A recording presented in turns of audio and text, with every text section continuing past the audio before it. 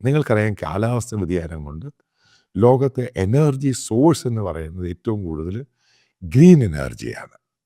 അതായത് ലോകത്തിൻ്റെ ഇപ്പോഴത്തെ സർവേ അനുസരിച്ച് അമേരിക്കൻ ആർക്കിയോളജി ആണെങ്കിലും അമേരിക്കൻ ജിയോളജി ആണെങ്കിലും മറ്റുള്ള പല റിസർച്ച് ഏജൻസികളും ചെയ്ത് മനസ്സിലാക്കിയിരിക്കുന്നത് മറ്റുള്ള ഇൻ്റർനാഷണലി കൺഫേംഡ് ആയിട്ടുള്ള സംഭവമാണ്.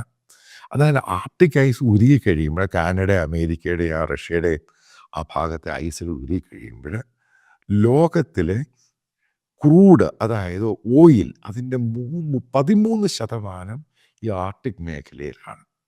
അതായത് അത്രമാത്രം ക്രൂഡ് അതായത് ഓയിൽ എടുക്കാൻ സാധിക്കും.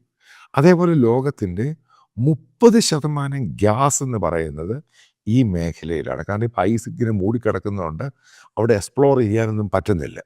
പക്ഷേ ഇത് മാറിക്കഴിയുമ്പോൾ ഇത് എക്സ്പ്ലോർ ചെയ്യുമ്പോൾ ഇതിൻ്റെ വലിയൊരു സംഭവം അതായത് ഇന്നൊരു വലിയ ഡിമാൻഡാണ് എനർജിക്ക് വേണ്ടി ഉപയോഗിക്കുന്നത്. അതിനൊരു വലിയൊരു പരിഹാരം ഉണ്ടാക്കാനും ഇതിൻ്റെ വില താഴുവാനും ഇടവരുമെന്നാണ് മറ്റൊരു റിപ്പോർട്ടിൽ പറയുന്നത്.